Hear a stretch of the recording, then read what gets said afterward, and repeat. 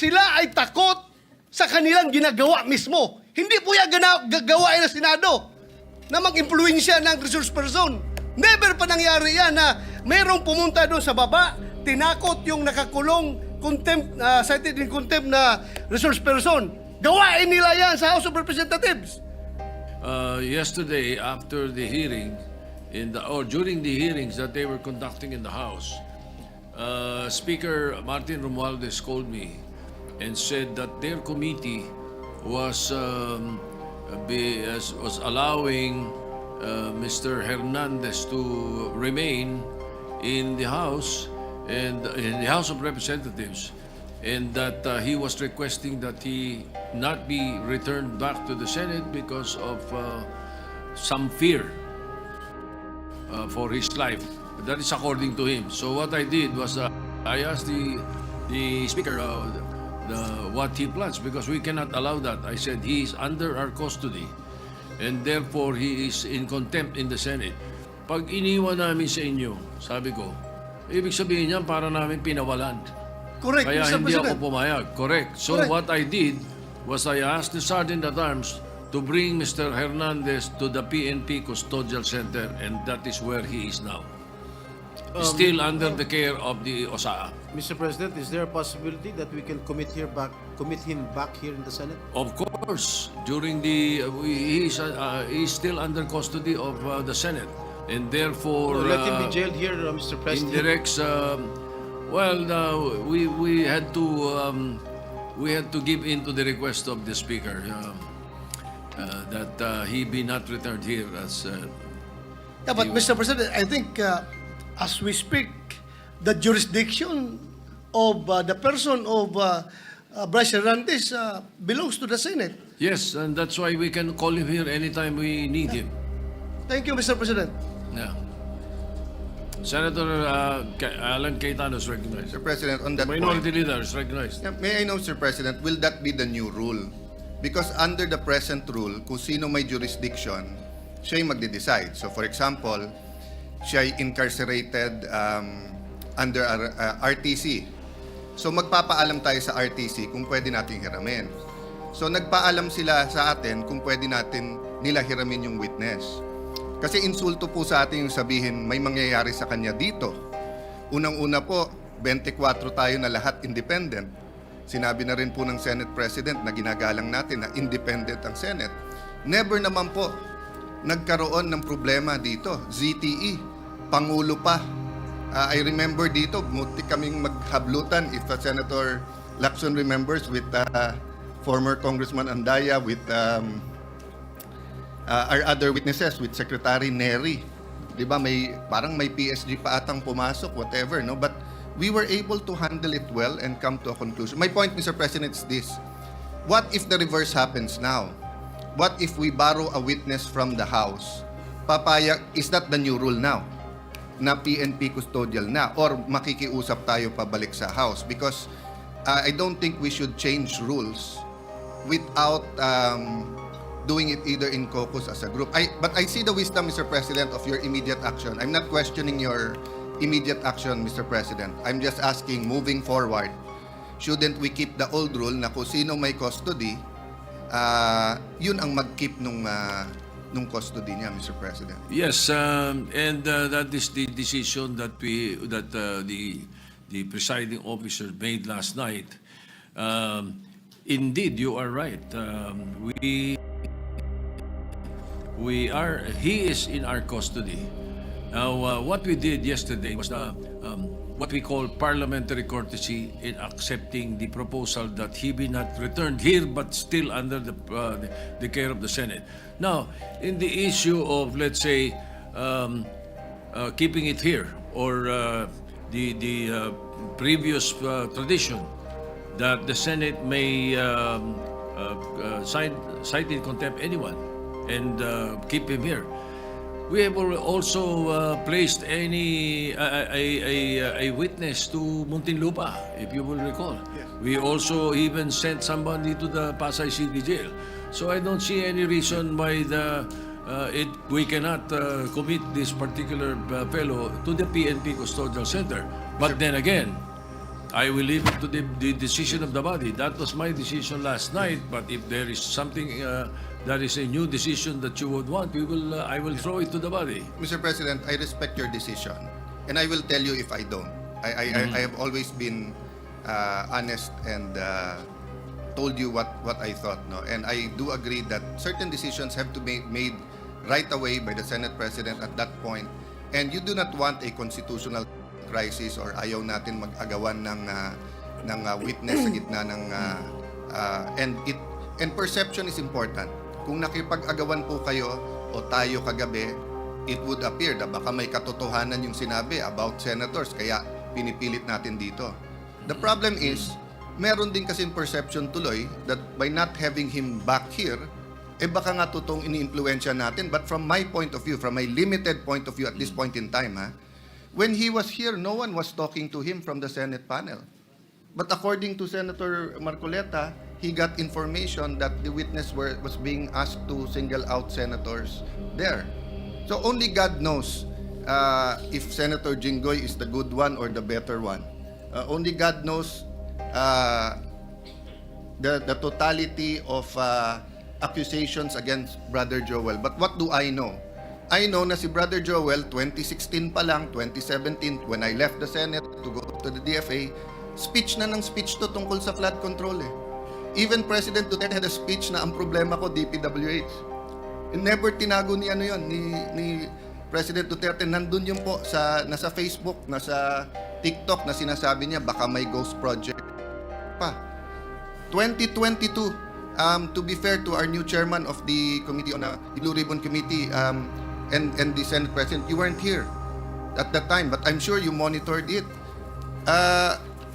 Tinuturo naman ni Secretary Bonoan kung bakit nagkaganon yung budget at ba't suddenly lumaki na naman yung budget. No? So the point is, Mr. President, perception here matters. Tomorrow ba or the next day, we will announce, I think Malacanang has already said they will announce a independent commission. The minority has not discussed whether we will support it or not. Personally, I support it. But just like Ferdinand Marcos Sr., he always asked the opposition for one member. Kasi kahit gaano ka-independent ang members niyan, kahit anong integrity niyan, tao pa rin yan eh. Pwedeng may agenda pa rin yung mga yan. So we will discuss in the minority. For example, kung maglalagay sila doon, do they commit? Hindi sila tatakbo for national office in 2028. Baka may integrity nga. Gagamitin naman yung commission to run in 2028. Will they sign also that wala silang conflict of interest? Because some of the credible people now being interviewed are part of conglomerates and are working for oligarchs that also have their interests, maybe not in infrastructure, but on other things. So ang point ko, Mr. President, na-disrupt yung sistema ng corruption, which is good. Pero ang ginagawa pabalik ng mga corrupt, dinidisrupt din tayo eh. Dinidisrupt din yung mga nag-imbestiga. That's why yesterday, I'm happy we have a consensus, the majority and minority, that we should continue our hearings. Iba yung sa House. I mean, wala tayong pakialam doon. If we agree with it or not, nasa sa kanila yon. Kung nag-iimbento sila o totoo sinasabi nila, yan ang sistema eh. Democracy is messy. Tayo po dito, respetuhin din nila. Kung may problema sa miyembro natin, 24 naman po tayo. We call out each other and we find a way to still have coffee or merienda together in the lounge. Sometimes not for 1 week because we're upset at each other. But that's the system, Mr. President. So again, Mr. President, I support, I acknowledge your right and the wisdom of deciding that last night. But personally, I don't know my companions in the minority. Personally, labanan ngayon ng perception. Tutuloy ba yung mga hearings? Sino ba ipapatawag? Kakampihan ba natin mga senador? Porque kapwa senador yon. Pwede ba magsalita yung iba? Kasi dati siyang DPWH. Kasi dati siyang speaker. Dati siyang all of this will be there, Mr. President. No? If only we could have the speeches of Senator Lacson in like yesterday in such an orderly manner. But hindi po ganun pagka pag nandiyan na yung mga witnesses eh. Ang katotohanan po nun, kung 10 yung witness, unless we have 1 witness at a time, pero kung 10 ang witness, 10 ang senador, You cannot stop any senator kung sino tatanungin niya doon, Mr. President, di ba? So yun po ang problema lang, since this involves high-ranking people and the PNP is not under the Senate, it creates another perception who controls who. But thank you for informing us that PUSAA is there and they're looking at that. No? But Mr. President, sa akin lang po, kung babaguhin yung rule, so I acknowledge you're not changing the rule. You made a decision and is throwing it back. But kung babaguhin yung rule, I think we have to discuss it thoroughly. Because nga, masyadong mabigat yung accusation nung DE ba? Assistant DE na takot siya dito or whatever. Kasi Mr. President, ang dami na natin naging witness dito kung sino-sino inaccuse kapwa senador eh. Never naman. I think when I was Blue Ribbon Chair, I just remember si June Losada natulog pa sa couch sa opisina ko. Sa baba, I think I only visited one witness once. Otherwise, hindi eh. So, anyway, Mr. President, thank you for your patience in hearing us out. But may I defer to the chairperson now of the committee. Yes, before Senator Ping Lacson is recognized. Thank you, Mr. before President. With all due respect to the distinguished minority leader, there's what we call legal custody and physical custody. Lawyers know this, Mr. President. As long as the Senate retains the legal custody over the person of Bryce Hernandez, the physical custody is of no moment, Mr. President. Whenever we need him, we'll just direct the PNP Custodial Center to deliver him here. And if the House of Representatives will be needing him, they will have to ask our permission. They cannot go direct to the PNP and tell them to bring the person of Bryce Hernandez to the House of Representatives. And this is not a new rule, Mr. President. We have committed Alvin Balag to the Pasay City Jail. We have committed persons cited in contempt by the Senate in other detention centers. We're not changing the rules, Mr. President. So that's my manifestation, Mr. President. Minority Leader, go ahead. Tama po si Senator Lacson na may legal at physical custody. Pero it's always the committee and the Senate who decides the physical custody. So in the case na sinabi yung Pasay City Jail, it was the decision of Senator Dick Gordon and the committee na doon ilagay. In fact, ayaw nila eh. Yung mga kinulong doon, gusto nga dito. In this case, it is the witness, Assistant DE, saying, wag niyo akong dalhin doon, tapos siya yung nasunod. So the issue here is not only the physical and the legal custody. The issue also is the integrity of the Senate, the perception that if we don't have him here, lahat na lang ng witnesses sasabihin, wag tayo doon. Paano kung wala rin silang tiwala sa PNP? Wag sa PNP, lilipat natin sa NBI. The peculiarity of this case is that it wasn't the House, nor the Senate, nor the PNP, nor the intelligence community making the request. It was the witness. I beg to disagree. It was Speaker Martin Romualdez who was asking me. Yes, I Mr. did not President. talk to the witness. I did not hear him say. It was only Speaker Mr. President, Martin. it was live in the hearing. Bago siya magsalita, sinabi niya, pwede ba, mga congressman, wag niyo akong ibabalik sa Senate dahil may mga, hindi ako safe, may mga senador doon. Ang sabi ng congressman, magsalita ka muna. Meaning condition pa nila, magsalita ka, saka na. That's why I think, in fairness to the Speaker, no? I don't think this is his personal I don't think he wishes. was also present. Yeah, in much the same way as I did not hear that. Let me clarify particular- that, Mr. President. I Yes. don't think it's his personal request. I think he was conveying it as Speaker to this chamber in the same manner na pag may request kami sa House, either the Majority Leader or the Senate President will request it. But hindi naman po alam ng tao na ang request ay formal eh. And again, hindi ko na question yung kagabi. But all over the news and live, yun po ang lumalabas. Yung witness ang nagdidikta na wag niyo ako ibalik sa Senate. Ano ba experience niya dito? Ano ba ang ginawa natin sa kanya? Di ba? Wag siyang ibalik sa Senate for detention. Pero Yes. we will never allow that he not be brought here back when Agree, you Mr. need it. President, As a but matter of fact, if you move for his For him to be returned here, we will return here right away. Agree, Mr. President. Ang problema kasi gives the impression na pag dito, mapre-pressure or may kakausap sa kanya. Yun yung impression ngayon eh. Which I think is unfair to all of us. I'd love for him to name senators here para ma-confront natin na siya. But anyway, Mr. President, Yes, I think we okay. vented the... I don't know the pleasure of my colleagues. No? May I yield to Okay. Senator So Marcoleta? just to ventilate more on what the minority leader was saying, let me just place on record so that the public will know. You know, we have Section 6C of the rules of the Blue Ribbon Committee. It's very clear. It says a witness cited in contempt may be ordered to be detained in such place as may be designated by the committee alone or with the concurrence of the Senate President. Or either. Just on the rules, we've done this already in the past, and we have not deviated from the rules. But if our good colleagues would like to discuss this further, maybe in a caucus, after the speeches, we could have a caucus and discuss, Mr. President, if we want him back here or we would keep him in the PNP Custodial Center. Yes, so that we can we'll- continue with the debates. We'll continue with that. But before I recognize Senator De La Rosa or Senator Marcoleta, again, for the concern of the minority leader, the People's or the Independent Commission that is being created, we leave it up to the executive. That's their problem. But in the Senate, I have filed since August 16 the Independent People's Commission.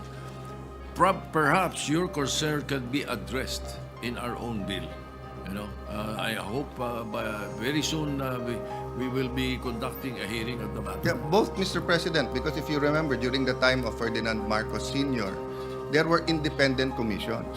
And the opposition, and we are the new opposition here, Yes. advocated that. But I am studying your bill and I thank you for filing it, Mr. We President. can include that.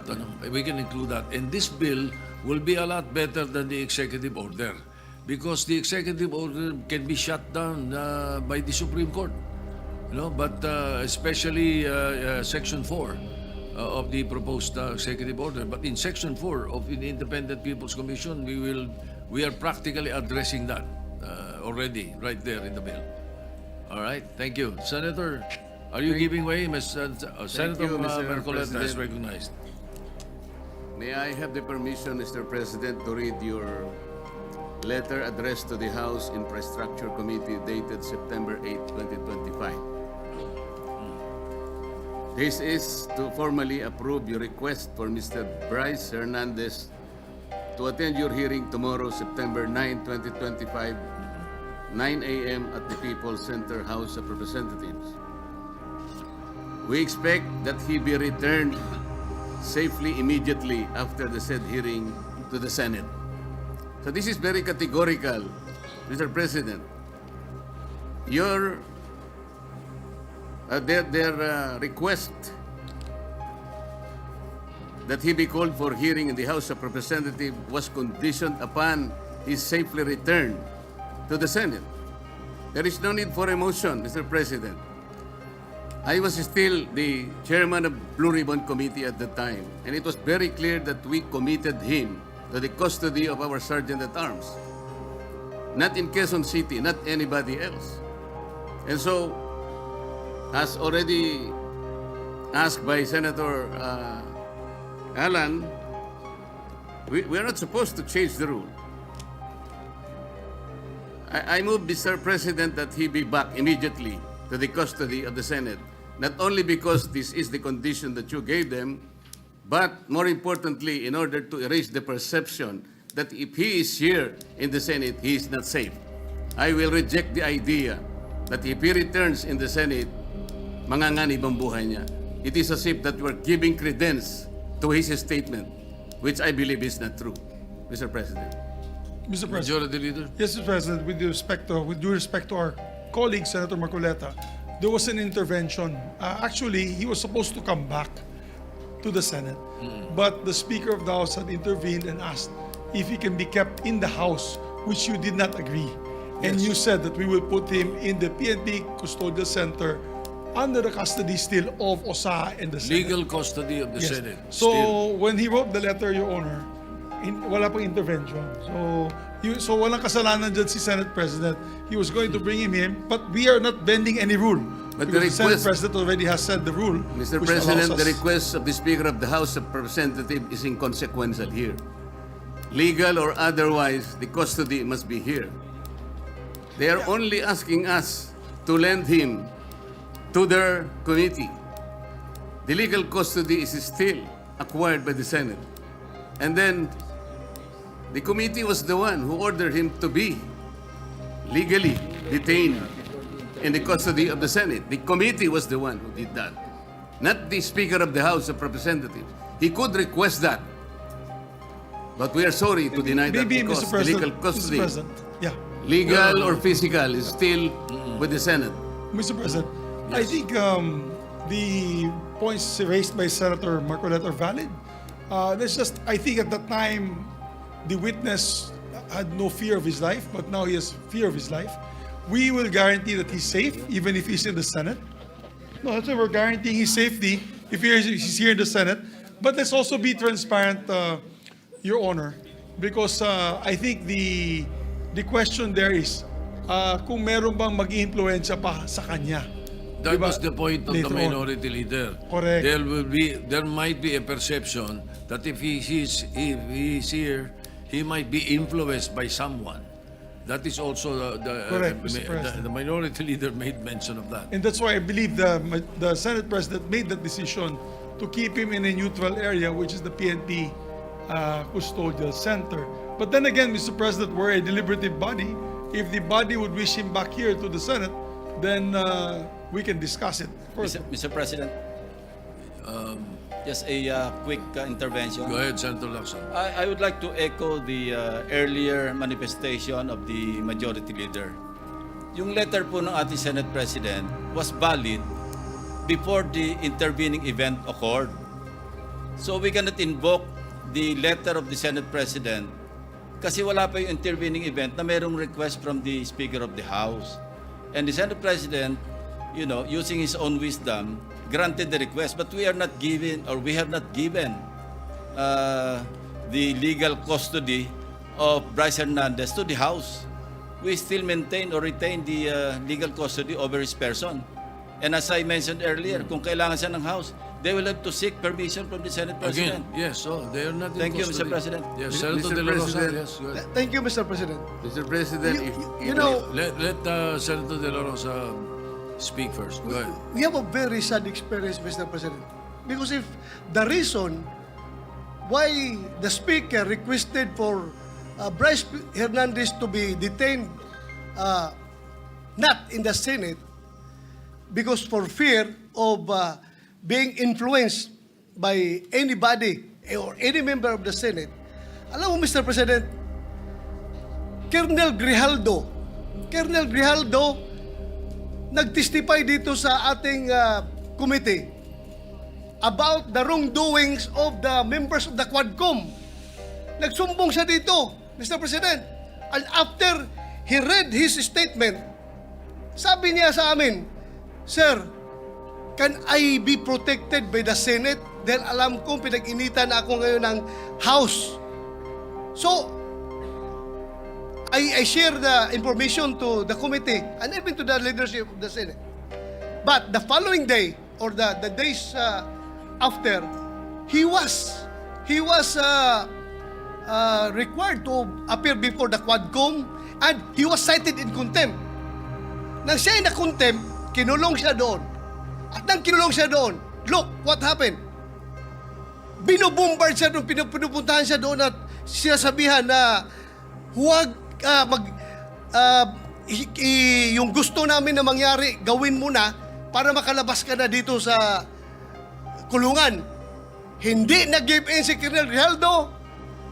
Kinulong siya hanggang natapos ang 19th Congress. So, Mr. President, sila ay takot sa kanilang ginagawa mismo. Hindi po yan gawain ng Senado na mag-impluensya ng resource person.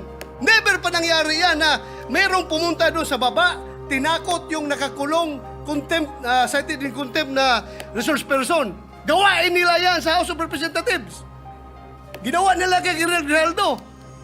Kaya huwag tayong basta-basta bumigay sa kanila dahil we should be independent from them, Mr. President. Hindi natin sila dapat sundin kung anong kagustuhan nila.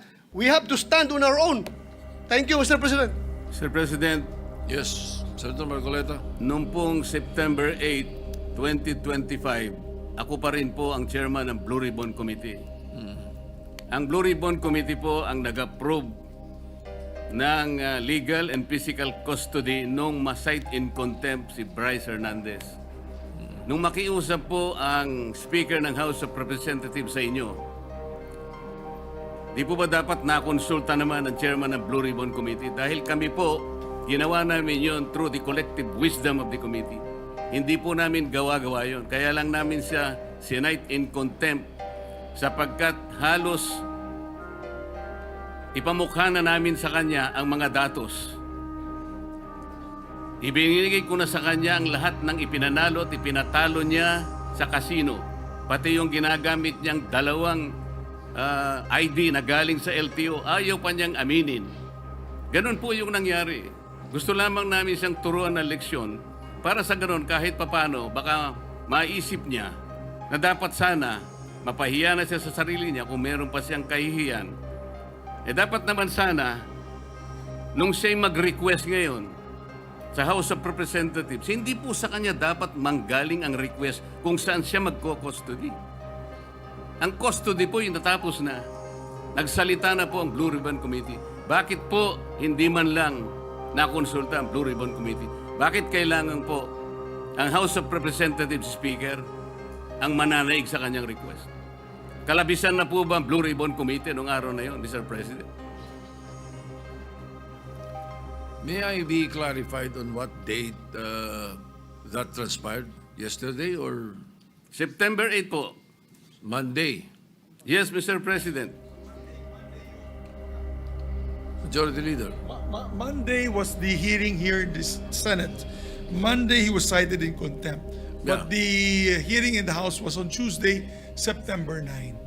Yes, And as, Tuesday. So in the evening, when yesterday, no. So in the evening, when the speaker called me, Senator Marcoleta was no longer chairman of the Blue Ribbon. No more because we had already elected It was Senator already Senator Lacson. Lacson. Yes. Ibig bang sabihin po, Mr. President, nawawala ng visa yung ginawa namin? Hindi. He's Ganun po pala. He's still in legal custody. Dapat po, Therefore, igagalang po kung ano yung aming iniwan. yes, you're, Doon tayo ang- magsisimula. Ang iniwan ninyo, cite in contempt. Hindi And po. legal Nasa custody legal of the custody Senate. na po ng, He was still ng House. under the legal ng, custody of ng the Senate. Mr. President, may I ask for a minute suspension? Session suspended.